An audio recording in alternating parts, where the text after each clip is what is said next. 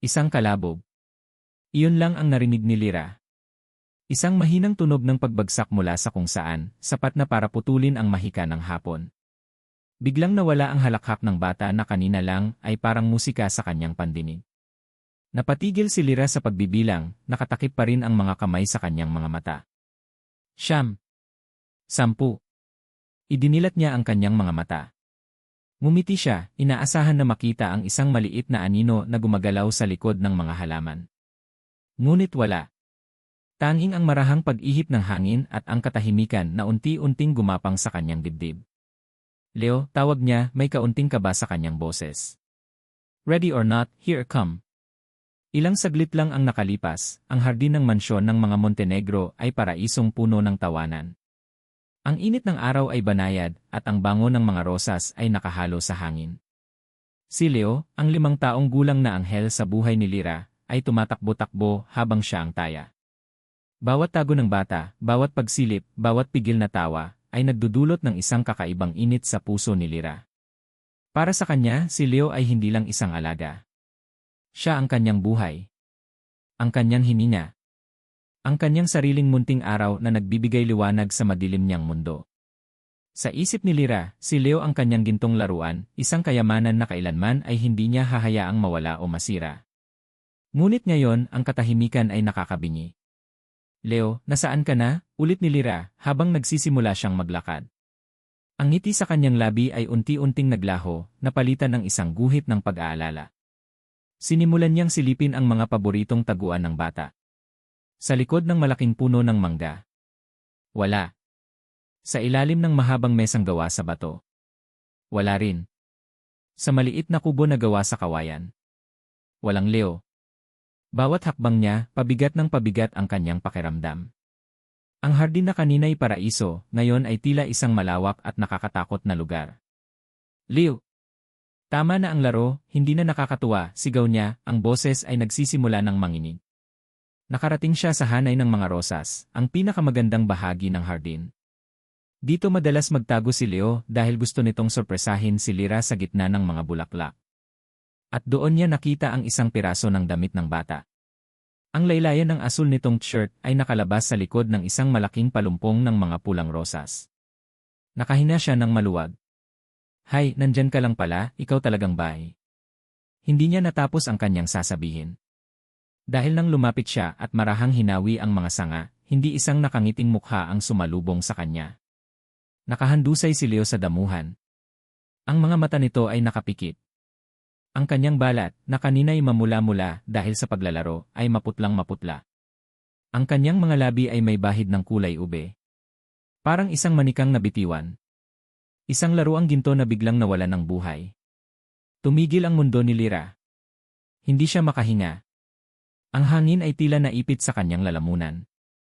Nanlamig ang kanyang buong katawan, at ang tanging naririnig niya ay ang dumadagundong na tibok ng sarili niyang puso. Leo, bulong niya, ang boses ay basag. Lumuhod siya sa tabi ng bata, nanginginig ang mga kamay. Dahan-dahan niyang hinawakan ang braso ng bata. Malamig. Bakit ang lamig niya? Leo, anak, gising, yugyug niya sa bata, mas malakas na ngayon. Ang kanyang boses ay nanginginig na, puno ng pagtanggi sa nakikita ng kanyang mga mata. Maglalaro pa tayo, di ba? Magtatago pa ako. Gising na. Walang sagot. Ang mukha ng bata ay nanatiling payapa, isang nakakatakot na kapayapaan na hindi dapat makita sa isang batang masigla. Idinikit niya ang kanyang pisngi sa bibig ni Leo, naghahanap ng kahit konting hininga. Wala. Idinikit niya ang kanyang tainga sa dibdib nito, nakikiramdam sa tibok ng puso. Isang napakahina, napakabagal na pintig na halos hindi na maramdaman. Hindi, sabi niya sa sarili. Ang bulong ay naging isang hikbi. Hindi. Hindi. Hindi. Sa sandaling iyon, ang lahat ng pagpipigil sa kanyang dibdib ay sumabog. Isang sigaw ang kumawala mula sa kanyang lalamunan. Isang sigaw na puno ng takot at pagmamakaawa. Isang sigaw na bumasag sa katahimikan ng buong mansyon. Walang pag-aalinlangan, maingat ngunit mabilis niyang binuhat si Leo. Napakagaan niya. Napakagaan ng kanyang anghel. Ang bigat ay wala sa katawan ng bata, kundi nasa puso ni Lyra, na tila dinadaganan ng buong mundo. Tumakbo si Lyra. Tumakbo siya palabas ng hardin, palabas sa impyernong biglang nilikha ng mga rosas. Ang kanyang mga paa ay halos hindi sumasayad sa lupa, tinatahak ang daan pabalik sa malaking bahay. Ang mga luha ay bumubulag sa kanyang paningin, ngunit ang kanyang mga hakbang ay tiyak, ginagabayan ng purong desperasyon. Isa lang ang nasa isip niya. Isa lang ang pangalang kaya niyang isigaw. Donna Elvira! Tulong! Ang sigaw niya ay umalinggaw sa mga pader na marmol ng mansyon. Tulong! Ang biyahe papuntang ospital ay isang malabong panaginip para kay Lyra. Ang tanging malinaw sa kanyang alaala ay ang bigat ng walang malay na katawan ni Leo sa kanyang mga braso at ang walang tigil na pag-agos ng kanyang mga luha. Ang mga utos ng driver, ang ingay ng sirena, ang mga busina sa kalsada, lahat ay tila tunog na galing sa ilalim ng tubig. Pagdating sa emergency room, isang kumpol ng mga nurse at doktor ang sumalubong sa kanila. Agad na inagaw si Leo mula sa kanyang mga bisig at isinakay sa isang stretcher. Anong nangyari? Tanong ng isang doktor. Sir, anong pangalan ng bata? Tanong ng isang nurse. Hindi makasagot si Lyra. Ang kanyang lalamunan ay tuyong-tuyo. Tila ba ang lahat ng kanyang lakas ay naubos sa pagtakbo at pagsigaw? Sinubukan niyang humakbang para sundan ang stretcher, ngunit isang kamay ang pumigil sa kanya. Isang kamay na malamig at matigas. Hanggang dito ka na lang, isang boses na puno ng otoridad ang nagsalita. Paglingon ni Lyra, nakita niya si Donna Elvira Montenegro. Nakatayo ito na parang isang reyna, tuwid na tuwid ang likod, ang mukha ay walang emosyon, maliban sa mga matang nanlilisik sa galit. Nasa likod nito ang dalawang bodyguard na laging nakabuntot. Hindi man lang siya pinagpawisan o nagpakita ng kahit anong bahid ng pag-aalala. Ma'am, ni. Bulong ni Lyra, ang boses ay garalgal. Tapos na ang trabaho mo, yaya, sabi ni Donna Elvira, ang bawat salita ay parang yelo. Kami na ang bahala rito. Umuwi ka na. Parang isang sampal ang mga salitang iyon. Umuwi. Paano siya uwi habang ang buhay niya ay isinusugod sa loob ng emergency room? Pero ma'am, si Leo. This is a Montenegro family affair, putol ni Donna Elvira, hindi man lang siya tinitingnan. Ang atensyon nito ay nasa mga doktor na nag-aasikaso kay Leo.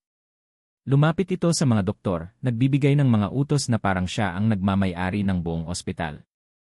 Naiwan si Lyra sa gitna ng pasilyo, pakiramdam niya ay isa siyang basahan na itinapon sa isang tabi. Ang kanyang damit ay may mga mansa ng lupa mula sa hardin, ang kanyang buhok ay gulo-gulo, at ang kanyang mukha ay basang-basa ng luha.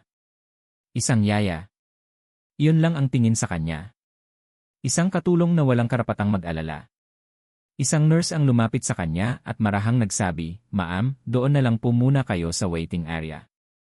Walang nagawa si Lyra kundi sumunod.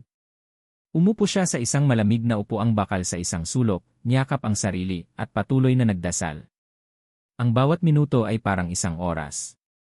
Ang bawat tunog ng pagbukas ng pinto ng ihi ay nagpapatindig ng kanyang balahibo. Nakita niya si Donna Elvira nakausap ang mga administrador ng ospital sa cellphone. Ang boses ay matigas at nag-uutos. Walang bakas ng lola na nag-aalala para sa kanyang apo. Ang nakikita niya ay isang makapangyarihang babae na ginagamit ang lahat ng koneksyon para makuha ang gusto niya. Ilang sandali pa, isang doktor ang lumabas. Siya ay matangkad, mukhang mabait, at may suot na salamin. Kilala siya ni Lyra. Siya si E. Miguel Santos, ang matagal ng doktor ng pamilya Montenegro. Agad na tumayo si Lyra, ngunit naunahan siya ni Donna Elvira. Doktor, sabi ng matanda. What is happening to my grandson? Napatingin si E. Miguel kay Donna Elvira, at pagkatapos ay sumulyap ito kay Lyra. May kakaibang lungkot at awa sa mga mata ng doktor nang magtama ang kanilang paningin, ngunit ito'y isang sulyap lang. Donna Elvira, panimula ni E. Miguel, ang boses ay seryoso. Nasa kritikal na kondisyon po si Leo. Based sa mga unang pagsusuri, he's suffering from acute liver failure. Bigla na lang pong bumigay ang atay niya. Parang bombang sumabog sa pandinig ni Lyra ang mga salitang iyon. Liver failure. Bumigay ang atay. What's the solution? Diretsong tanong ni Donna Elvira. Huminga ng malalim si Ian Miguel. Kailangan po niya ng liver transplant. As soon as possible. At kailangan po nating makahanap ng donor na kadugo. Isang kamag-anak. Then test everyone, utos ni Donna Elvira, kinuha ulit ang kanyang cellphone. Tatawagan ko ang lahat ng pinsan, tiyuhin, at kahit sinong may dugong Montenegro. I want them here within the hour. Habang naglalakad palayo si Donna Elvira para magsimulang tumawag, naiwan si Lyra at si Miguel. Muli siyang tiningnan ng doktor na para bang may gusto itong sabihin, ngunit nanatili itong tahimik. Sa mga sumunod na oras, sunod-sunod na dumating ang mga eleganteng sasakyan. Bumaba ang mga kamag-anak ng mga Montenegro, lahat ay nakabihis ng maayos, mga mukha ay puno ng pagkukunwaring pag-aalala. Isa-isa silang pumasok para magpa-test. At isa-isa rin silang lumabas na may masamang balita. Walang tugma. Narinig ni Lyra ang pagtaas ng boses ni Donna Elvira sa isang sulok. Impossible. How can no one be a match? Sa sandaling iyon, nawala ang lahat ng takot ni Lyra sa matanda. Ang tanging naramdaman niya ay ang desperasyon ng isang ina kahit hindi niya alam kung bakit ganoon ang pakiramdam niya. Tumakbo siya palapit kay Donna Elvira. Hindi niya alintana ang mga matang mapanuri ng ibang miyembro ng pamilya. Walang pag-aalinlangan, lumuhod si Lyra sa matigas at malamig na sahig sa harap mismo ni Donna Elvira. Ma'am, ni. Sabi niya ang mga luha ay muling dumaloy. Ma'am, parang awa niyo na po. Ay test niyo rin po ako. Natahimik ang lahat. Lahat ng mga mata ay napunta sa kanya. Tumingin si Donna Elvira sa nakaluhod na yaya sa kanyang harapan, ang mga mata ay puno ng pagkasuklam. Isang mapanuyang tawa ang kumawala sa mga labi nito. Ikaw, tanong ng matanda, ang boses ay tumatagos sa buto. Isang katulong. Anong kaugnayan mo sa dugo ng mga Montenegro? Ang mga salitang iyon ay parang punyal na tumusok sa puso ni Lyra, pinatay ang lahat ng natitira niyang pag-asa. Napayuko siya, talunan. Ngunit bago pa man siya tuluyang gumuho, isang boses ang pumagitna. Donna Elvira, sabi ni Miguel, ang tono ay magalang ngunit matatag. Sa ganitong sitwasyon, kailangan nating subukan ang lahat ng posibilidad. Ako na ang bahala. Ay tetest ko siya. Itinuon ni Donna Elvira ang kanyang tingin kay Miguel. Kung ang tingin ay nakamamatay, kanina pa bumagsak ang doktor. Ang mga mata ng matanda ay nangako ng isang bagay na mas masahol pa sa kamatayan. Pinapasok ni Miguel Santos si Lyra sa isang maliit na kwarto kung saan kinukuhanan ng dugo. Ang bawat kilos niya ay kontrolado at propesyonal, ngunit sa loob niya, isang bagyo ang nagwawala. Habang inihahanda niya ang karayom at ang mga tubo, hindi niya maiwasang titigan ang babaeng nakaupo sa kanyang harapan. Si Lyra Reyes. Ang yaya. Ang babaeng walang tigil ang pag-iyak, na handang lumuhod at magmakaawa para lang sa isang batang hindi niya kaano-ano. Hindi kaano-ano. Napailing si Miguel. Alam niya ang totoo. At ang katotohanan iyon ay isang mabigat na tanikala na nakapulupot sa kanyang konsensya sa loob ng 5 taon. Habang marahan niyang ipinapasok ang karayom sa braso ni Lyra, bumalik sa kanyang isipan ang isang alaala na pilit niyang ibinabaon sa limot. Isang gabi, 5 taon na ang nakalipas. Umuulan ng malakas, at ang hangin ay sumisipol sa labas ng bintana ng isang pribadong silid sa pinakasulok na bahagi ng ospital na ito. Siya ay isang bata at ambisyosong resident doctor noon na gustong-gustong mapatunayan ang kanyang sarili. Bigla siyang ipinatawag ni Donna Elvira Montenegro para sa isang espesyal na kaso. Pagdating niya sa silid, nakita niya ang isang batang-batang babae na namimilipit sa sakit sa higaan. Ang mukha nito ay pawisan at puno ng luha, ngunit sa kabila ng sakit, may isang determinasyon sa mga mata nito. Sa tabi ng higaan, si Donna Elvira, na may mukhang kasing lamig ng yelo. Isang simpleng panganganak lang ito, doktor, sabi ng matanda sa kanya noon. Walang dapat makaalam. Walang record. Walang pangalan. Naiintindihan mo? Sa tabi ng matanda, naroon ang anak nitong si Marco Montenegro, ang tagapagmana. Ang mga mata ni Marco ay nakatuon lamang sa babaeng nasa higaan, puno ng pag-aalala at pagmamahal. Tinulungan ni Miguel ang babae na isilang ang isang malusog na batang lalaki. Matapos ang lahat, habang hawak ng babae ang kanyang anak sa unang pagkakataon, isang ngiti ng purong kaligayahan ang gumuhit sa pagod nitong mukha. Ngunit ang kaligayahang iyon ay panandalian lang. Ipinag-utos ni Donna Elvira na kunin ang bata. Pagkatapos, isang nurse ang pumasok at nag-inject ng isang bagay sa line ng babae. Ano yan? Tanong ni Miguel noon. Pampakalma lang, sagot ng matanda, ngunit alam ni Miguel sa mga mata nito na higit pa roon ang laman ng hiringgilya. Kinabukasan, pagbalik niya, wala na ang babae. Wala na rin ang sanggol. Ang tanging naiwan ay isang sobre sa kanyang locker na naglalaman ng isang malaking tseke at isang babala, manahimik ka at magiging maganda ang kinabukasan mo. Ang babaeng iyon ay si Lyra. Okay na po, sabi ni Miguel, tinatanggal ang karayom sa braso ni Lyra. Ang kanyang mga kamay ay bahagyang nanginginig. Ibinalik siya ng boses ni Lyra sa kasalukuyan. Dok, salamat po, sabi nito, ang boses ay mahina. Salamat po sa pagtulong niyo. Isang matinding kirot ng konsensya ang naramdaman ni Miguel. Pagtulong? Kung alam lang ni Lyra na isa siya sa mga dahilan kung bakit ito nagkakaganito. Walang anuman, sagot niya, umiiwas ng tingin. Maghintay ka na lang sa labas. Bibilisan namin ang resulta. Bumalik si Miguel sa kanyang opisina, dala-dala ang sample ng dugo ni Lyra. Sa bawat hakbang, nararamdaman niya ang titig ni Donna Elvira sa kanyang likod, isang paalala ng kanilang kasunduan. Inilagay niya ang sample sa makina para sa tissue typing. Itinuring niya itong urgent. Alam na niya kung ano ang magiging resulta, ngunit kailangan niya ng opisyal na katibayan. Kailangan niya ng isang bagay na magtutulak sa kanya na gawin ang tama. Umupo siya sa kanyang swivel chair at tumitig sa computer screen. Naghintay siya. Bawat segundong lumilipas, parang isang martilyo na pumupukpok sa kanyang dibdib. Ang mukha ni Lyra, ang mukha ni Leo, ang mukha ni Marco na nasawi sa isang aksidente, ilang linggo lang matapos ang panganganak na iyon lahat ay naglalaro sa kanyang isipan. 5 taon. 5 taon siyang nabuhay sa kasinungalingan, tinatamasa ang karera na ipinundar ng pera ng mga Montenegro. 5 taon niyang tiniis ang bigat sa kanyang dibdib. Biglang tumunog ang computer. Lumabas na ang resulta. Dahan-dahan niyang iginalaw ang mouse at i-click ang file. Ang mga numero at mga salita ay lumitaw sa screen. Tinitigan niya ito kahit alam na niya kung ano ang makikita niya. Subject, Lyra Reyes.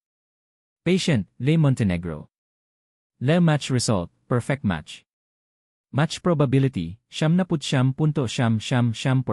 parental. Napapikit si Miguel. Hindi niya napigilan ang isang hikbi. Parental. Pagkakatugma ng isang magulang. Ito na. Ito na ang katotohanan na nakasulat sa itim at puti. Hindi na niya ito maaaring takasan. Ang buhay ng isang inosenteng bata ay nakasalalay dito. At ang buhay ng isang ina na ninakawan ng lahat. Kinailangan niyang kumapit sa gilid ng mesa para patatagin ang kanyang sarili. Huminga siya ng malalim at nagprint ng kopya ng resulta. Pinatay niya ang monitor. Oras na para harapin ang lahat. Lumabas siya ng opisina, hawak ang papel na parang isang hatol. Nakita niya si Lyra na nakaupo pa rin sa sulok, mag-isa, ang mukha ay nakasubsob sa kanyang mga palad. Nilapitan niya ito. Dahan-dahan. Bawat hakbang ay isang pakikipaglaban sa takot at sa konsensya. Naramdaman ni Lyra ang kanyang pagdating at dahan-dahang itinaas ang kanyang mukha. Ang mga mata nito ay namumugto at puno ng tanong. Dok, ano po ang resulta? Tanong ni Lyra, ang boses ay halos pabulong.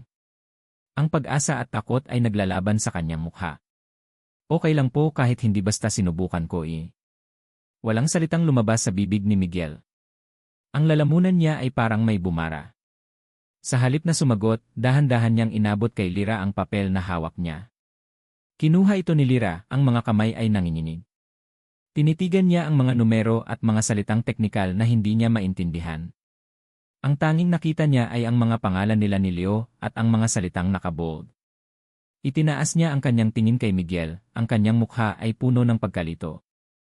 Ano po ang ibig sabihin nito, Doc? Bago pa man makasagot si Miguel, isang anino ang tumabon sa kanilang dalawa.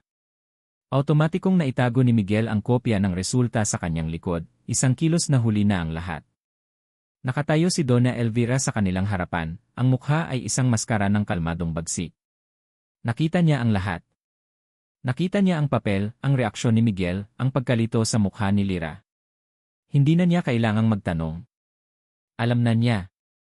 Sumunod ka sa akin, sabi niya kay Lyra, ang boses ay walang emosyon, ngunit ang utos ay kasing tigas ng bakal. Binalingan niya si Miguel. Doktor, ihanda mo ang lahat para sa operasyon. Ako ang magdedesisyon sa lahat. Walang tanong. Walang paliwanag.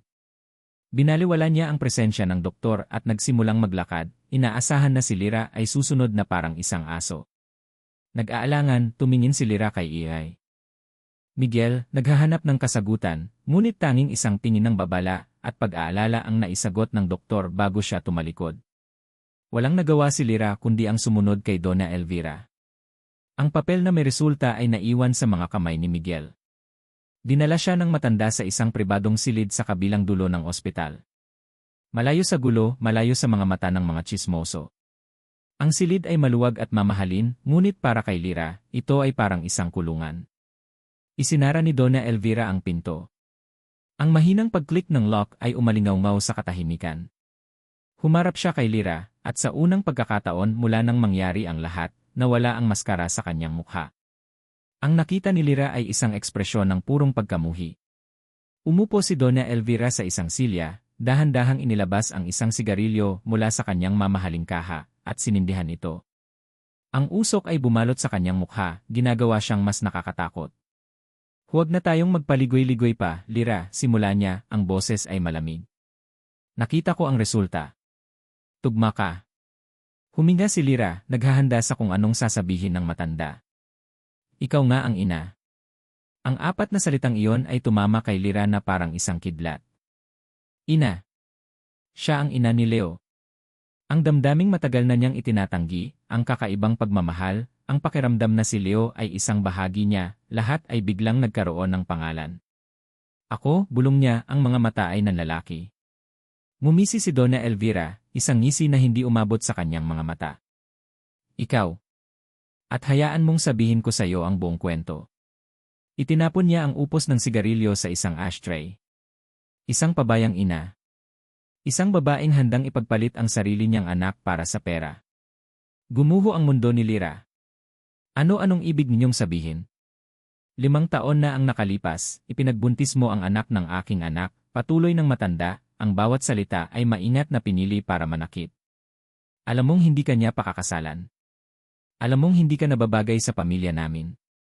Kaya pagkapanganak mo, ano ang ginawa mo? Ipinagbili mo siya sa akin.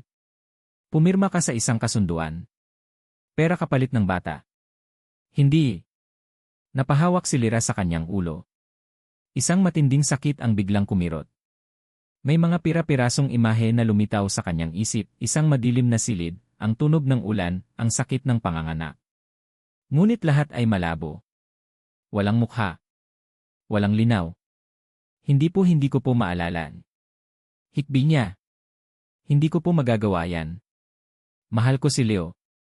Mahal mo siya ngayon dahil nakalimutan mo na ang lahat, sigaw ni Donna Elvira. Tumatayo na ngayon, ang anyo ay nagbabanta. Nalimutan mo kung gaano kakadaling napapayag na iwanan siya. Nagkaroon ka ng amnesia dahil sa stress o baka dahil sa konsensya mo. Hindi ko alam at wala akong pakialam.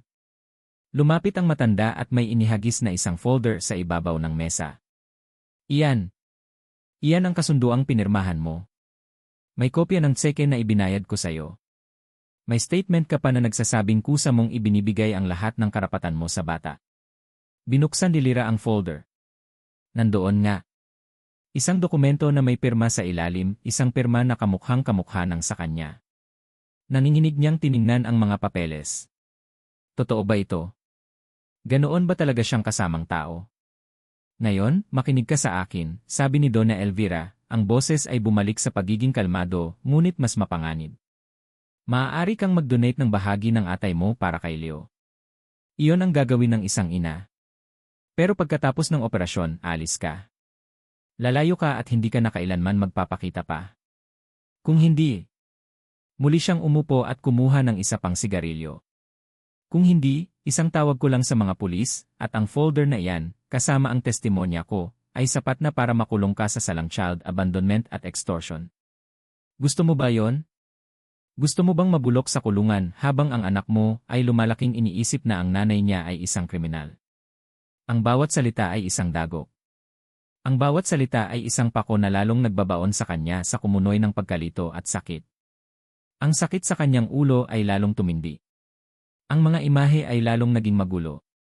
Hindi niya na alam kung ano ang totoo at kung ano ang kasinungalingan.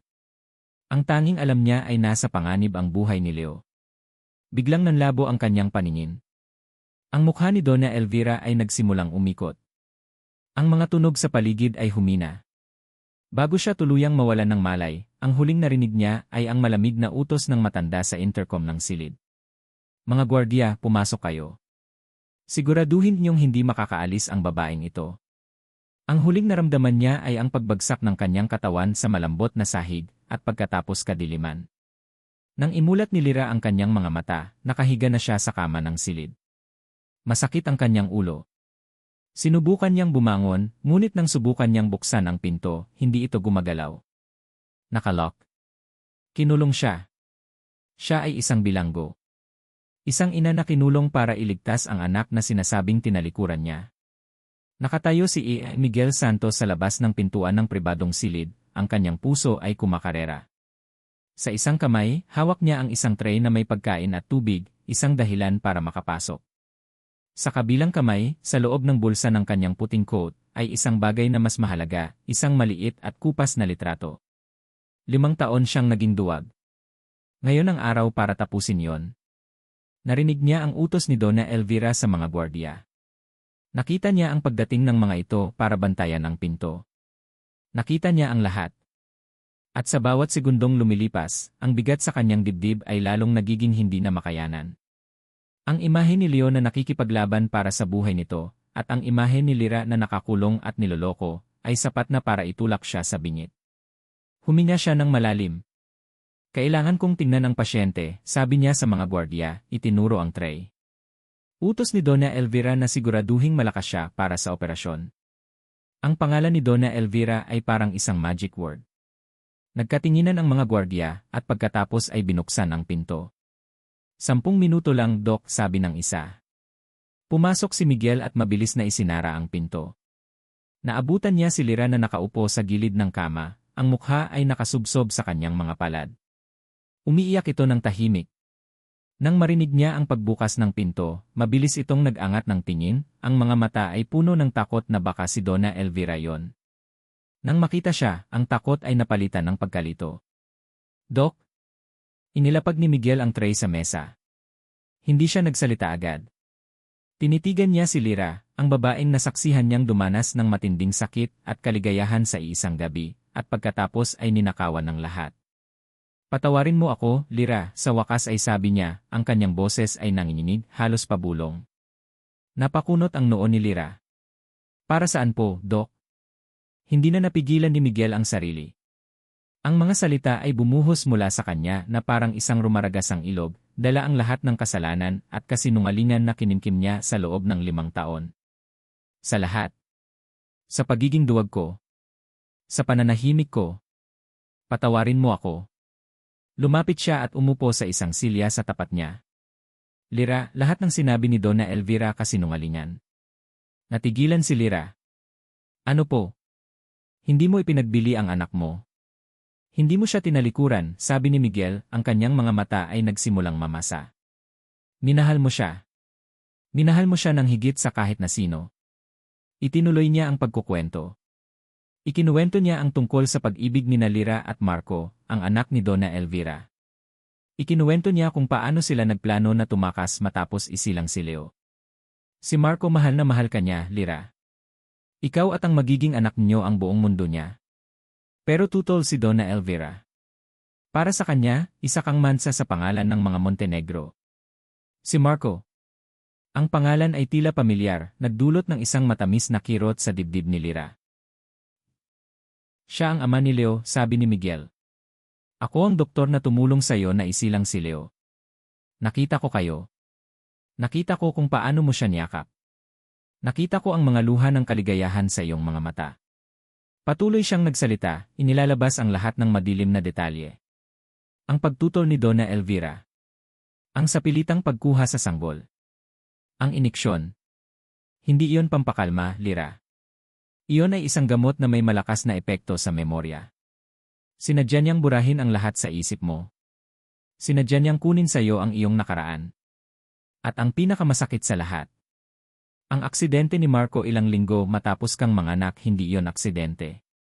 Naniniwala akong si Donna Elvira ang may kagagawan. Inalis niya ang lahat ng hadlang sa kanyang plano.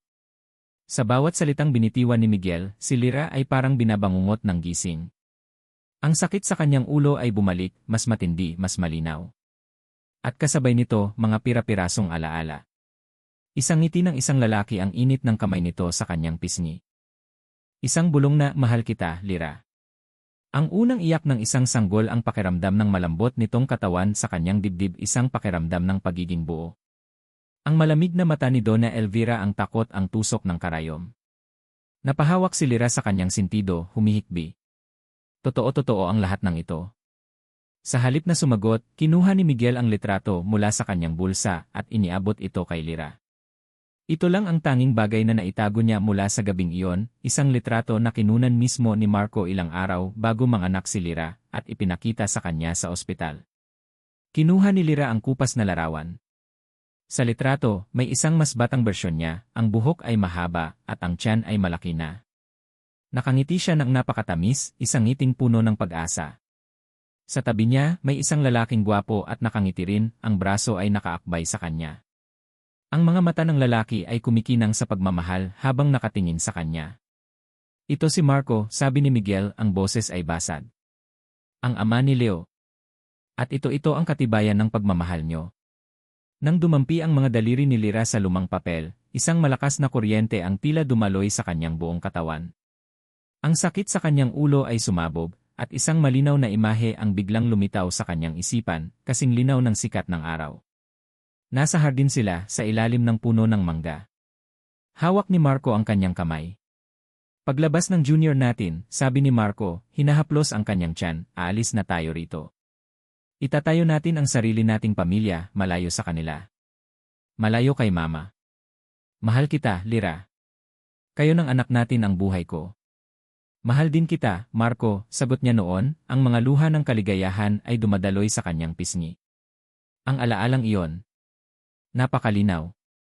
Napakatotoo. Marco Lee. Bulong ni Lyra, hinahaplos ang mukha ng lalaki sa litrato. Ang mga luhang kanina ay dala ng pagkalito at sakit ay napalitan ng mga luha ng pagkatuklas at matinding pighati. Bumalik ang lahat. Hindi sa isang malaking alon, kundi sa mga pira-pirasong alaala na unti-unting bumubuo sa isang larawang winasak. Naalala niya ang pagmamahal. Naalala niya ang pag-asa. At naalala niya ang takot na naramdaman niya sa tuwing kaharap si Donna Elvira. Inangat niya ang kanyang tingin kay Miguel, ang kanyang mga mata ay nagliliyab na ngayon. Ang babaeng mahina at umiiyak kanina ay naglaho na. Ang pumalit ay isang babaeng ninakawan ng lahat at ngayon ay handang bawiin ang mga ito. Salamat, Doc, sabi niya, ang boses ay matatag sa kabila ng pag-iyak. Salamat sa pagsasabi ng totoo.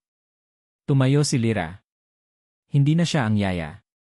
Siya si Lyra Reyes, ang ina ni Leo Montenegro. At may isang halimaw na kailangan niyang harapin. Ngunit bago pa man sila makagawa ng susunod na hakbang, bumukas ng malakas ang pinto. Dalawang malalaking gwardiya ang pumasok. Ang mga mukha nila ay seryoso, ang mga mata ay nakatuon sa kanila. Doktor, tapos na ang 10 minuto mo, sabi ng isa sa mga ito, ang boses ay nagbabanta. Nakita nila ang litrato sa kamay ni Lyra. Nakita nila ang pagbabago sa ekspresyon ng mukha nito. Huli na ang lahat. Nahuli na sila. Ang pagtatapat ng isang duwag ay narinig na, ngunit ang mga pader ng kulungan ay tila mas lalo pang kumitid. Nakatayo ang dalawang gwardiya sa bukana ng pinto, ang kanilang dambuhalang anyo ay tila pader na imposibleng gibain. Ang isa ay nagsalita sa kanyang radyo, malamang ay ipinapaalam na sa kanilang amo ang natuklasan. Para kay Lyra, ang bawat segundo ay isang hakbang papalapit sa muling pagkakakulong, hindi lang sa silid na iyon, kundi sa isang buhay na puno ng kasinungalingan. Ngunit hindi na siya ang babaeng duwag at naguguluhan. Ang mga alaalang bumalik, kahit pira-piraso, ay parang gasolinang biglang ibinuhos sa isang nagbabagang apoy sa kanyang dibdib. Ang apoy ng isang ina. May problema ba, mga sir? Ang boses ni Miguel ang pumutol sa tensyon. Ang tono niya ay kalmado, propesyonal, at may bahid ng otoridad. Lumakad siya papalapit sa mga gwardiya, inilalagay ang sarili sa pagitan nila at ni Lyra. The patient is having a severe panic attack, possibly a side effect of her stress. Kailangan ko siyang dalhin sa isang mas tahimik na lugar para ma-stabilize. Baka makaapekto ito sa operasyon. Nagkatinginan ang mga gwardiya, nag-aalangan. Pero Doc, ang utos ni Ma'am G. Ako ang doktor dito, matigas na sabi ni Miguel. At ang utos ko ay unahin ang kapakanan ng pasyente. Gusto niyo bang kayo ang sisihin ni Donna Elvira kapag hindi natuloy ang transplant dahil sa kapabayaan niyo? Ang paggamit sa pangalan ni Donna Elvira bilang panakot ay epektibo. Natigilan ang mga gwardiya. Ang takot nila sa amo ay mas matindi kaysa sa utos nito. Sige na, padaanin niyo na kami, utos ni Miguel. Inakbayan niya si Lyra, na mabilis namang umarte na parang hirap na hirap huminga at nanginginig. Dalian niyo! Nagbigay daan ang mga gwardiya. Mabilis silang naglakad ni Miguel palabas ng silid, palusot sa mga pasilyo ng ospital. Bawat sulok na kanilang malagpasan, inaasahan ni Lyra na may biglang haharang sa kanila. Ngunit sa tulong ng puting coat ni Miguel at ng kanyang kumpiyansa, walang pumansin sa kanila. Dito, bulong ni Miguel at hinila siya papasok sa isang service elevator sa likod. Nang sumara ang pinto ng elevator, doon lang nakahinga ng maluwag si Lyra. Sumandal siya sa malamig na pader na metal. Nawala ang panginginig sa kanyang mga kamay. Napalitan ito ng isang matatag na pagkuyom. Saan tayo pupunta? Tanong niya. Sa isang safe house. Isang maliit na apartment na pag-aari ng isang kaibigan. Doon, makakapag-isip tayo. Ang biyahe ay mabilis at tahimik. Nang makarating sila sa isang simpleng apartment building, malayo sa karangyaan ng mga Montenegro, doon lang nagsimulang mag-sink in ang lahat kay Lyra. Pagpasok nila sa maliit ngunit malinis na apartment, ibinagsak ni Lyra ang sarili sa isang lumang sofa.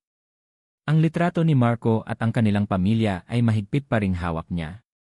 Tinitigan niya ito. Ang ngiti ni Marco. Ang pagmamahal sa mga mata nito.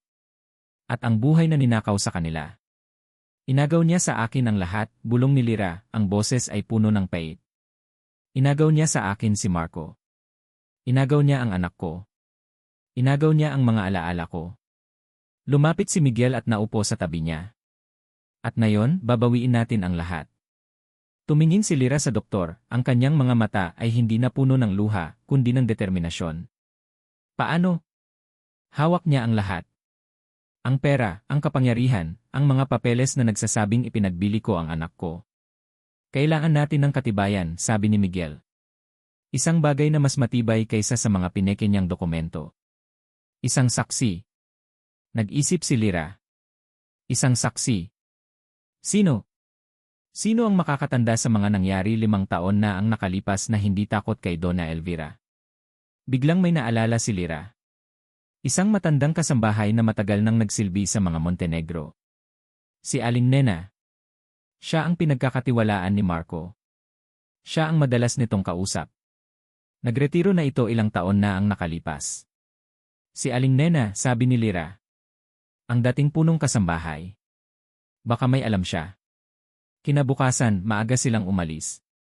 Natunton nila si Aling Nena sa isang maliit na bahay sa probinsya. Sa una, natakot ang matanda nang makita sila. Naku, Sir Miguel. Lyra, anong ginagawa niyo rito? Sabi ng matanda, palingalinga na parang may nakabantay. Aling Nena, kailangan po namin ng tulong niyo, sabi ni Lyra, ang boses ay puno ng pagsusumamo. Para po kay Leo. Pinasok sila ng matanda. Sa loob ng bahay, habang nanginginig ang mga kamay na nag-aabot ng isang basong tubig, ikinuwento nila ang lahat. Alam ko pong may alam kayo, sabi ni Lyra. Parang awan niyo na po, tulungan niyo po akong mabawi ang anak ko.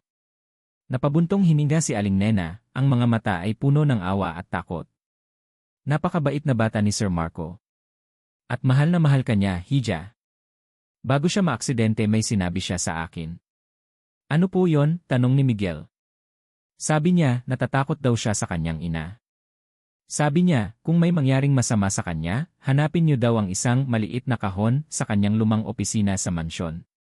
Iyon daw ang insurance para sa kinabukasan niyo ni Leo. Humina ang boses ng matanda. At ang aksidente niya napaka-questionable. Isang preno na biglang hindi gumana. Sa isang bagong-bagong sasakyan. Alam kong may mali. Isang maliit na kahon. Isang insurance. Iyon na ang kanilang pag-asa. Nagpasalamat sila kay Aling Nena at umalis. Habang nasa biyahe pabalik, puno ng bagong pag-asa si Lyra. Mayroon na silang susunod na hakbang. Ngunit ang pag-asang iyon ay biglang pinutol ng pagring ng cellphone ni Lyra, isang lumang telepono na ibinigay sa kanya ni Donna Elvira para lang sa mga utos nito. Nagkatinginan sila ni Miguel. Alam na nila kung sino yon. Nanginginig niyang sinagot. Hello. Saan ka nagtatago, Lyra? Ang boses ni Donna Elvira ay kalmado ngunit puno ng lason. Nasisiyahan ka ba sa paglalaro mo ng tagu-taguan? Hindi ako naglalaro, matapang na sagot ni Lyra. At hindi na ako natatakot sa inyo. Isang mahinang tawa ang narinig niya sa kabilang linya. Talaga? Hayaan mong paalalahanan kita. Hawak ko ang lahat. Ang pera. Ang mga abogado. At higit sa lahat, hawak ko ang anak mo. Isang maling galaw mo lang, sisiguraduhin kong hindi mo na siya kailanman makikita pa. Kahit ang katawan niya. Hayop ka, sigaw ni Lyra. Mag-isip kang mabuti, Lyra. Sa tingin mo ba talaga kaya mo akong talunin? Isa kang basura na pinulot ko lang. At ibabalik kita sa basurahan. Click! Ibinaba na ng matanda ang tawag. Nabitawan ni Lyra ang cellphone. Ang tapang na naramdaman niya kanina ay unti-unting hinaluan ng takot. Ngunit bago pa man siya malunod sa takot na yon, biglang tumunog ang cellphone ni Miguel. Isang text message. Binasa ito ni Miguel at biglang nanlaki ang kanyang mga mata. Napasulyap siya kay Lyra, ang mukha ay puno ng pag-aalala. Ano yon? Tanong ni Lyra, kinakabahan. Ipinakita ni Miguel ang screen ng cellphone sa kanya. Ang mensahe ay galing sa isang kasamahang doktor sa ospital. Migs, kailangan niyong bilisan. The kid is getting worse. Mabilis ang pagbagsak ng vitals niya. Baka hindi na siya umabot ng ilang araw. Ang text message ay parang isang bombang sumabog sa loob ng maliit na sasakyan. Ang mga salitang hindi na siya umabot ng ilang araw ay umalingaw sa isipan ni Lyra, tinatabunan ang lahat ng tapang at determinasyon na naramdaman niya kanina lang. Bumagsak ang kanyang mga balikat. Ang oras ay hindi na nila kaibigan. Ito na ang kanilang pinakamalaking kalaban, mas malupit pa kaysa kay Donna Elvira. Kailangan nating bumalik, sabi ni Lyra, ang boses ay desperado. Kailangan kong pumayag. Magdodonate ako ng atay. Kahit ano, basta mailigtas lang si Leo. Lyra, hindi, sabi ni Miguel, hinawakan ang manibela ng mahigpit. Kung gagawin mo yan, talo na tayo. Kukunin niya ang atay mo at pagkatapos, itatapon kanya na parang basura. Hindi mo na makikita si Leo kahit kailan. Iyon ang plano niya. Pero mamamatay siya, Miggy. Mamamatay ang anak ko, hikbi ni Lyra, hinahampas ang dashboard sa sobrang pagkabigo. Ano pang silbi ng paglaban kung wala na siya? Sa gitna ng kanilang pagtatalo, muling tumunog ang cellphone ni Miguel. Isang email. Nang buksan niya ito, nanigas siya sa kanyang kinaupuan. Ang mukha niya ay biglang namutla. Ano yan? Tanong ni Lyra, napansin ang biglaang pagbabago sa ekspresyon ng doktor. Hindi sumagot si Miguel. Ipinakita na lang niya ang screen kay Lyra. Ito ay isang opisyal na email mula sa ospital. Isang notice of suspension. Si Miguel Santos ay sinuspinde sa kanyang tungkulin dahil sa serious medical misconduct and ethical violations, habang iniimbestigahan ang kaso ng pagtulong sa pagtakas ng isang individual na may kaugnayan sa isang kasong kriminal. Anong? Ang kamay ni Donna Elvira, bulong ni Miguel, ang boses ay puno ng pagkagapi. Napakabilis niyang kumilos. Sinisira niya ako. Bago pa man makapag-react si Lyra, isa pang dagok ang dumating. Habang nakatigil sila sa traffic, napatingin si Lyra sa isang maliit na sa loob ng isang pampasaherong bus sa kanilang tabi. At doon, sa isang news program, nakita niya ang sarili niyang mukha. Isang lumang litrato niya, malamang ay mula sa kanyang employee file sa mansyon, ay nakapaskil sa screen. Sa ilalim ito, ang mga salitang, Wanted, Lyra Reyes. Suspect pagtangkang pagdukot ili pangungotong SA Pamilya Montenegro. Ipinakita sa balita ang isang reporter na nag-uulat mula sa labas ng ospital.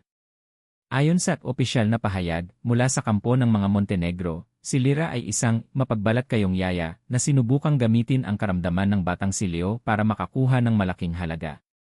Nang hindi ito nagtagumpay, tinangka umano nitong dukutin ang bata, ngunit nahadlangan.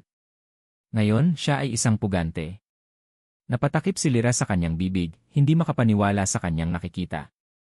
Sa isang iglap, siya, ang biktima, ang ina, ay naging isang masamang kontrabida sa mata ng buong mundo. Si Donna Elvira ay hindi lang siya kinukulong, sinisira nito ang kanyang pagkatao, tinatanggalan siya ng lahat ng kredibilidad. Kailangan nating magtago, sabi ni Miguel, mabilis na ini-u-turn ang sasakyan papalayo sa pangunahing kalsada. Nakarating sila sa isang tagong motel sa gilid ng syudad. Ang buong gabi ay ginugol nila sa panonood ng balita, bawat ulat ay mas lalong nagbabaon sa kanila sa kumunoy. Ang mga peking papeles na pinirmahan ni Lira ay inilabas sa media. Isang isaksi ang lumabas, isang kasambahay na halatang binayaran na nagsabing narinig niyang humihingi ng pera si Lira kapalit ng pag-aalaga kay Leo. Lahat ng pinto ay nagsasara. Si Miguel ay suspendido. Si Lira ay isang wanted criminal. At si Leo ay unti-unting namamatay sa ospital. Nang gabing iyon, hindi na napigilan ni Lira. Lumabas siya ng motel room at tumayo sa isang madilim na kalye, nakatingin sa malayong direksyon ng ospital, na parang isang banal na lugar na hindi niya marating. Ang bigat sa kanyang dibdib ay hindi na niya kaya. Ang lahat ng tapang, lahat ng pag-asa, ay natunaw at naging isang malaking dagat ng kawalan ng pag-asa. Napaluhod siya sa malamig na semento, at doon, sa gitna ng kadiliman, gumuho siya. Umiyak siya ng umiyak. Isang iyak na walang tunog, isang iyak na galing sa kaluluwa. Iyak para sa ninakaw na nakaraan, sa nawawalang kasalukuyan, at sa kinabukasang hindi na niya makakamit. Talo na siya. Natalo na siya ng halimaw. Biglang tumunog ang kanyang cellphone. Ang numero ni Donna Elvira. Sinagot niya ito, walang lakas na magsalita. Nanonood ka ba ng balita, Lira? Ang boses ni Donna Elvira sa kabilang linya ay hindi nagalit. Ito ay kalmado, malamig at puno ng tagumpay. Nakita mo na ba kung gaano kadaling sirain ang isang tulad mo? Hindi sumagot si Lira.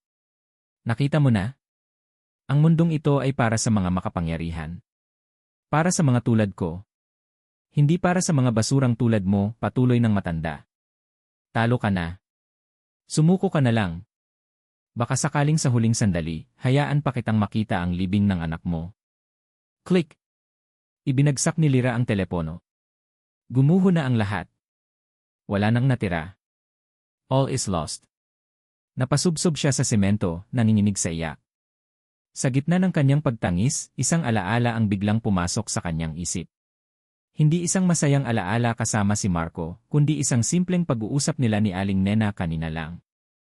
Sabi niya, kung may mangyaring masama sa kanya, hanapin niyo daw ang isang maliit na kahon sa kanyang lumang opisina sa mansyon. Iyon daw ang insurance para sa kinabukasan niyo ni Leo. Isang maliit na kahon. Sa gitna ng pinakamadilim na gabi ng kanyang buhay, isang maliit na sinag ng liwanag ang biglang sumilay. Isang huling baraha. Isang desperadong sugal. Ang tanong ay, paano sila makakarating doon? Ang ideya ay purong kabaliwan. Iyon ang unang pumasok sa isip ni Lira. Ang bumalik sa mansyon ng mga Montenegro, ang pugad ng halimaw, ang sentro ng kanyang bangungot, ay katumbas ng pagsuko. Sa estado nilang dalawa, kung saan ang mukha niya ay nasa lahat ng balita, at si Miguel ay suspendido, ang pagtapak lang sa gate ng Valverde Estates ay isang malaking panganib. Ngunit ang alaala ng sinabi ni Aling Nena ay hindi maalis sa kanyang isipan. Isang maliit na kahon. Ang insurance ni Marco. Ito na lang ang natitira sa kanila. Isang mahabang pag-asa sa gitna ng kawalan. Isang hiblang buhok na kanilang kakapitan bago sila tuluyang malunod. Kailangan nating pumasok, sabi ni Lira kay Miguel nang makabalik siya sa motel room. Ang kanyang mga mata ay namumugto pa, ngunit ang apoy sa mga ito ay muling nagliliyab. Ang desperasyon ay naging isang mapanganib na tapang. Lira, paano? Tanong ni Miguel, ang mukha ay puno ng pag-aalala. May mga gwardiya sa bawat sulok. Kilala ka nila. Kilala rin ako. At kahit makapasok tayo, paano natin hahanapin ang kahon na yon? Kilala ko ang bahay na yon, sagot ni Lira, ang boses ay matatag. Alam ko ang bawat pasilyo, ang bawat lihim na daanan, ang bawat oras ng pag-ikot ng mga gwardiya. 5 taon akong nanilbihan doon. 5 taon kong kinabisa ang bawat sulok ng kulungan ko. Tinitigan niya si Miguel. Ito na ang huling barahan natin, Miggy. Kung mabibigo tayo, tatanggapin ko na. Susuko na ako. Pero hindi ako susuko nang hindi lumalaban hanggang sa huli. Nakita ni Miguel ang determinasyon sa mga mata ni Lira. Ito na nga ang kanilang huling sugal. Hating gabi. Ang kadiliman ang kanilang naging kakampi. Nag-abang sila sa isang madilim na bahagi ng kalsada, malapit sa likurang pader ng mansyon, isang pader na natatakpan ng makakapal na baging at halaman, isang bahagi na bihirang bantayan. Ginamit ni Lyra ang lahat ng nalalaman niya. Tuwing 2:00 ng madaling araw, ang gwardiya sa likod ay nag-ikot papunta sa harap para magkape. Mayroon tayong 15 minuto. Naghintay sila. Nang makita nilang umalis na ang anino ng gwardiya, kumilos sila. Mabilis at tahimik. Tinulungan ni Miguel si Lyra na akyatin ang pader. Pagkatapos, si Lyra naman ang tumulong sa kanya. Bumagsak sila sa malambot na damuhan sa loob, ang kanilang mga puso ay dumadagundong sa kanilang mga dibdib. Nasa loob na sila. Na parang mga anino, ginabayan ni Lyra si Miguel sa hardin, iniiwasan ang mga security camera na alam niyang nandoon. Dumiretso sila sa isang maliit na pinto sa gilid, ang pinto para sa mga hardinero. Laging may nakatagong susi sa ilalim ng isang paso. Isang bagay na alam lang ng mga matagal ng tauhan. Nang makapasok sila sa loob ng bahay, ang katahimikan ay nakakabingi. Ang dilim ay pamilyar kay Lyra. Ang bawat anino, ang bawat kaluskos, ay nagpapaalala sa kanya ng 5 taon ng kanyang buhay na ninakaw. Umakyat sila sa ikalawang palapag, patungo sa lumang opisina ni Marco, na ngayon ay ginawa ng guest room pero bihira namang gamitin. Maingat nilang binuksan ang pinto. Ang silid ay puno ng alikabok. Ang amoy ng lumang papel at kahoy ay nanunuot sa hangin. Saan natin hahanapin? Bulong ni Miguel. Sabi ni Aling Nena, isang maliit na kahon, sagot ni Lyra, sinisimulan ng kapain ang mga pader, ang mga aparador, ang ilalim ng mga muebles. Naghiwalay sila. Hinanap ni Miguel ang ilalim ng mesa at sa likod ng mga kurtina. Si Lyra naman ay dumiretso sa malaking bookshelf na puno ng mga librong pangnegosyo. Hinaplos niya ang mga ito, umaasang may mararamdamang kakaiba. Ilang minuto na ang nakalipas. Ang kanilang bintana ng pagkakataon ay unti-unting sumasara. Ang kaba sa dibdib ni Lyra ay halos sumabog na. Paano kung wala pala dito? Paano kung imahinasyon lang ito ng isang matanda? Muli niyang tiningnan ang bookshelf. Pinagmasdan niya ang mga libro. May isang bagay na hindi tama. Isang hilera ng mga libro ang tila mas bagong tingnan, mas malinis kumpara sa iba. Lumapit siya at hinawakan ang isa. Hindi ito gumalaw. Hinawakan niya ang isa pa. Ganoon din. Hanggang sa mahawakan niya ang isang makapal na libro ng batas. Bahagya itong gumalaw. Itinulak niya ito. Isang mahinang pag-click ang narinig niya. Sa ilalim ng bookshelf, isang maliit na bahagi ng sahig, isang tabla na gawa sa kahoy, ang bahagyang umangat. Nagkatinginan sila ni Miguel. Lumuhod si Lyra at dahan-dahang itinaas ang tabla. At doon, sa isang maliit na espasyo, nakita niya ito. Isang maliit na kahon na gawa sa kahoy. Nanginginig ang mga kamay ni Lyra habang inaabot ito. Inangat niya ito at inilagay sa ibabaw ng mesa. Dahan-dahan niyang itinaas ang takip. Sa loob may 2 bagay. Ang una ay isang papel na nakatupi. Binuksan niya ito. Ito ay isang kopya ng birth certificate ni Leo. Nakasulat doon ang pangalan ng bata, Lee Reyes Montenegro. Ina, Lyra Reyes. Ama, Marco Montenegro. Ang orihinal. Ang katotohanan. Ang pangalawang bagay ay isang maliit na digital voice recorder. Nagkatinginan sila ni Miguel, ang kanilang mga mata ay nanlalaki sa pag-asa. Kinuha ni Lyra ang recorder. May isang pulang ilaw na kumikislap, senyales na may battery pa ito. Walang pag-aalinlangan, pinindot niya ang i-play button. Isang kaluskos ang unang narinig at pagkatapos isang boses. Ang boses ni Marco. Hindi ko maintindihan, bakit niyo to ginagawa.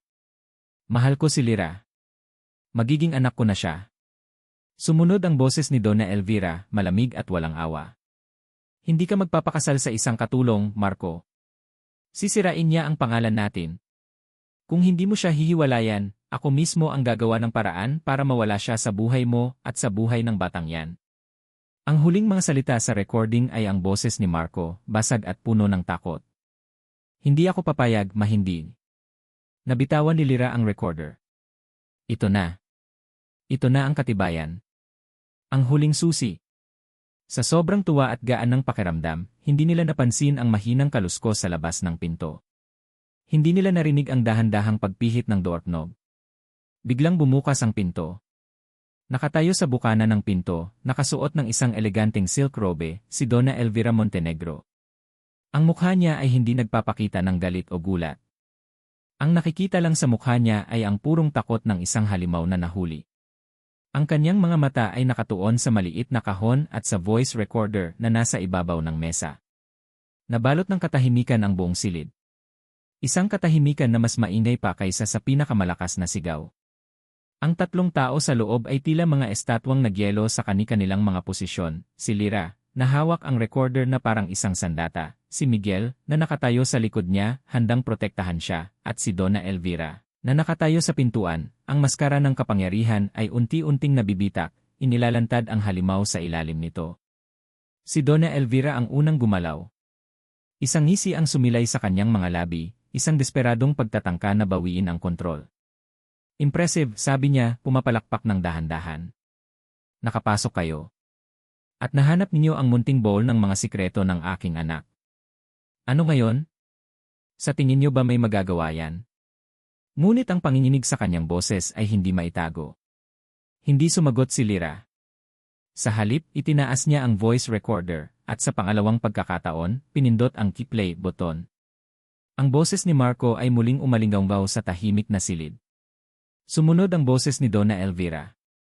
Ang bawat salita ng pagbabanta, ang bawat salita ng pagkamuhi, ay parang mga punyal na tumutusok sa dibdib ng matanda. Itigil mo yan, sigaw ni Donna Elvira, ang kanyang pagkukunwaring kalmado ay tuluyan ng naglaho.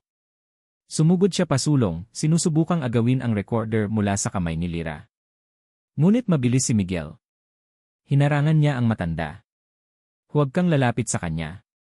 Wala kang karapatan sa bahay na ito, gigil na sabi ng matanda kay Miguel. Isa kang traidor. Pinalamon kita, binigyan ng magandang buhay, at ito ang igaganti mo sa akin. Ang ibinigay niyo sa akin ay isang tanikala, hindi buhay, sagot ni Miguel matatag. At ngayon, oras na para kalagin ito. Habang nagaganap ang komprontasyon, ang utak ni Lyra ay gumagana ng mabilis. Hindi sapat na marinig lang ito ni Donna Elvira. Kailangang marinig ito ng mundo. Ang kanyang mga mata ay napunta sa isang telepono sa ibabaw ng mesa, isang landline na may intercom system. Alam niya ang bahay na ito.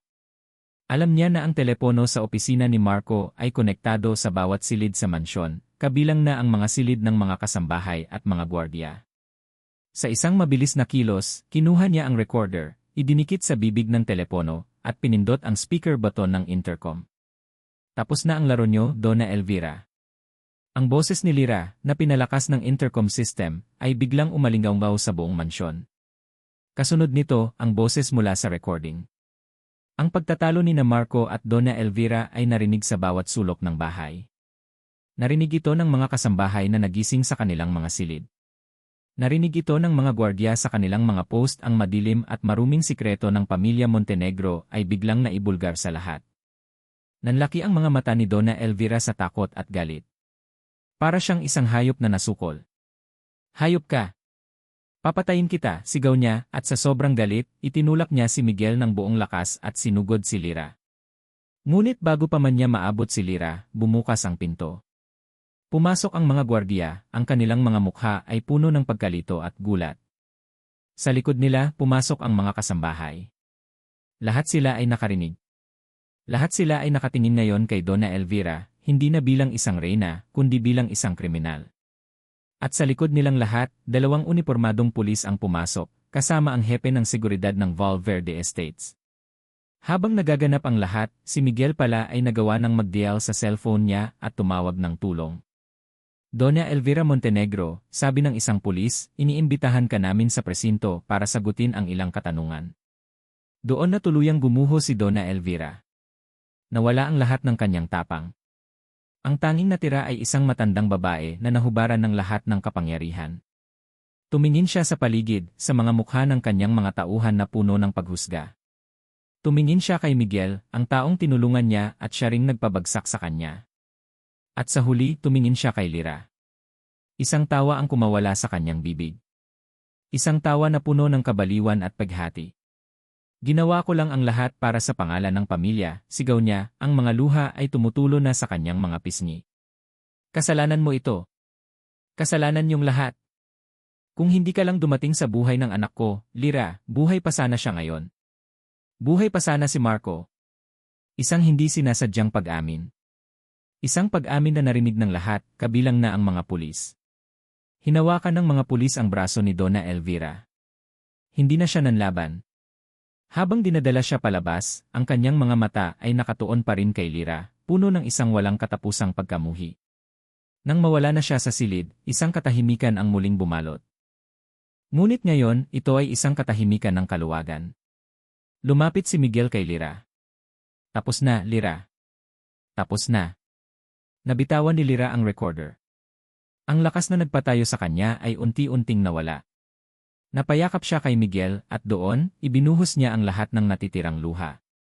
Ngunit ang pag-iyak na ito ay iba na. Hindi na ito iyak ng paghati kundi iyak ng tagumpay. Isang pulis ang lumapit sa kanila. Ma'am, binabawi na po ang warrant of arrest laban sa inyo. Malaya na po kayo. Malaya na siya. Isang salita lang ang nasa isip ni Lyra. Isang pangalan. Si Leo, sabi niya, humiwalay sa pagkakayakap. Kailangan kong puntahan ang anak ko. Mabilis silang umalis sa mansyon, iniwan ang mga nagkakagulong tauhan at ang simula ng isang malaking iskandalo. Isinakay sila ng police car pabalik sa ospital. Pagdating doon, sinalubong sila ng mga doktor at nurse. Ang mga tingin ng paghusga ay napalitan ng mga tingin ng paghanga at awa. Inihanda na nila ang lahat. Bago siya pumasok sa operating room, dinala muna siya sa silid ni Leo. Nakahiga ang kanyang anak sa kama, napapaligiran ng mga makina. Maputla pa rin ito, ngunit humihinga. Buhay. Lumapit si Lyra, ang puso niya ay halos sumabog. Hinawakan niya ang maliit na kamay ni Leo. Mainit ito. Idinikit niya ang kanyang labi sa noo ng bata. Nandito na si Mama, anak, bulong niya, ang mga luha ay muling dumaloy, ngunit ngayon, ang mga ito'y mainit at puno ng pagmamahal. Hindi na kita iiwan. Hinding-hindi na. Isang nurse ang marahang humawak sa kanyang balikat. Ma'am Lyra, handa na po ang lahat. Tumango si Lyra. Hinalikan niya muli ang kanyang anak. Sa huling pagkakataon, tiningnan niya ito bago siya tumalikod para harapin ang sarili niyang operasyon. Pumasok siya sa operating room. Ang liwanag ay nakakasilaw. Humiga siya sa malamig na higaan. Habang inilalagay ng anesthesiologist ang maskara sa kanyang mukha, ang huli niyang nakita bago siya lamunin ng kadiliman ay ang malaking ilaw sa itaas. Isang ilaw na parang araw. Isang bagong umaga. Sa labas, ang pulang ilaw na may nakasulat na "Yan Surgery" ay umilaw. Ang unang naramdaman ni Lyra ay isang mahinang kirot sa kanyang tagiliran. Pagkatapos ay ang pagod, isang malalim na pagod na tila umabot hanggang sa kanyang mga buto. At sa huli, ang init ng isang kamay na mahigpit na nakahawak sa kanya. Dahan-dahan niyang iminulat ang kanyang mga mata. Malabo ang lahat sa simula. Puti. Ang amoy ng gamot. Ang mahinang tunog ng mga makina. Nang luminaw ang kanyang paningin, isang mukha ang una niyang nakita.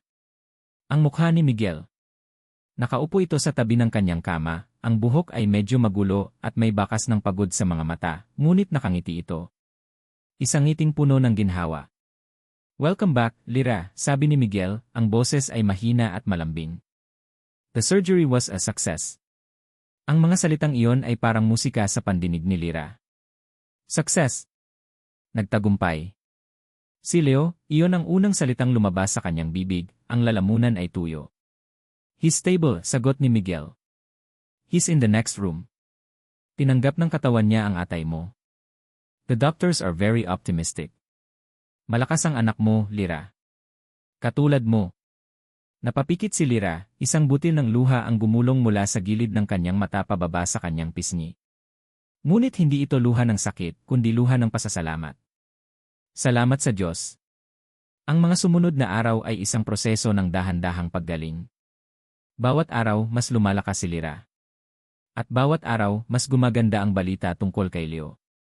Si Miguel ay palaging nasa tabi niya, inaasikaso ang kanyang mga pangangailangan, kinukwentuhan siya tungkol sa pag-unlad ni Leo, at pinoprotektahan siya mula sa ingay ng mundo sa labas. Isang araw, habang nanonood sila ng AE, lumabas ang balita tungkol kay Donna Elvira. Nahatulan na ito. Habang buhay na pagkabilanggo para sa pagpaplano ng pagpatay kay Marco, at karagdagang mga taon para sa kidnapping, falsification of documents, at iba pang mga kaso. Ang imperyo ng mga Montenegro ay gumuho. Ang pangalan na pilit niyang iningatan ay naging simbolo ng iskandalo at kasamaan. Tahimik na kinuha ni Lira ang remote at pinatay ang telebisyon. Hindi niya naramdaman ang saya ng paghihiganti. Tanging isang malalim na awa at kalungkutan. Tapos na ang lahat. Ang nakaraan ay nasa nakaraan na. Ang araw na pinakahihintay niya ay dumating din ang araw na papayagan na siyang makita si Leo. Habang nakaupo sa isang wheelchair na itinutulak ni Miguel, dinala siya sa silid ng kanyang anak. Ang puso niya ay kumakabog ng napakabilis. Pagpasok nila, nakita niya si Leo na nakaupo sa kama, nakasandal sa mga unan. Medyo payat pa ito, ngunit ang kulay ay bumabalik na sa kanyang mga pisngi. May hawak itong isang coloring book. Nang makita siya nito, unti-unting ngumiti ang bata. Isang ngiting matagal na niyang inaasam na makita muli. Dahan-dahang itinulak ni Miguel ang wheelchair palapit sa kama. Hindi makapagsalita si Lira. Tinitigan niya lang ang kanyang anak, sinasaulo ang bawat detalye ng mukha nito, na para bang ito ang unang pagkakataon na nakita niya ito. Inangat ni Leo ang kanyang mga mata mula sa coloring book at tumingin ng diretsyo kay Lira. Ang mga mata nito ay puno ng inosenteng pagtataka at isang pamilyar na pagmamahal. At pagkatapos, sinabi nito ang isang salita na nagpatigil sa mundo ni Lira. Mama ni. Ang salita ay mahina, halos isang bulong. Ngunit para kay Lira, ito ang pinakamalakas, pinakamagandang tunog na narinig niya sa buong buhay niya. Hindi yaya. Hindi ate Lira. Kundi mama. Ang lahat ng sakit, lahat ng hirap, lahat ng luha lahat ay naglaho sa isang iglap. Napalitan ito ng isang kaligayahan na hindi niya kayang ipaliwanag. Umiiyak, inabot niya ang kamay ng kanyang anak. Anak, sabi niya, ang boses ay nanginginig. Nandito na si mama. Niyakap niya si Leo, maingat ngunit mahigpit. Ang pakiramdam ng maliit na katawan nito sa kanyang mga bisig ay ang tanging bagay na kailangan niya. Ito ang kanyang tahanan. Ilang linggo pa ang lumipas. Ang araw ng kanilang paglabas sa ospital ay dumating. Habang nag-aayos sila ng mga gamit, mga damit na donasyon at ilang mga laruan na ibinigay ng mga nurse, pumasok si Miguel. Handa na ba kayo? Tanong niya nakangiti. Tumango si Lira. Sa tabi niya, si Leo, na bihis at hawak-hawak ang kanyang kamay, ay tumango rin. Saan po tayo pupunta, mama? Tanong ni Leo. Napangiti si Lira. Sa bago nating bahay, anak. Ang bagong bahay ay ang maliit na apartment na naging kanlungan nila ni Miguel. Sa tulong ng ospital at ng ilang taong naantig sa kanilang kwento, si Miguel ay na-reinstate at binigyan pa ng promotion. Ang mga ari-arian ng mga Montenegro ay na-freeze, ngunit naglaan ang korte ng isang trust fund para sa pag-aaral at pangangailangan ni Leo hanggang sa kanyang pagtanda. Hindi sila mayaman, ngunit sapat na para makapagsimula. Habang naglalakad sila palabas ng ospital, isang pamilyar na figura ang naghihintay sa kanila sa lobby. Si Aling Nena. May dala itong isang bayong na puno ng prutas. Lira, Hija, sabi ng matanda, niyakap siya. Salamat sa Diyos at ligtas kayo. Salamat po sa tulong ninyo, Aling Nena, sabi ni Lira. Yumuko si Aling Nena kay Leo. Ang gwapo-gwapo mo namang bata. Kamukhang kamukha ka ng tatay mo.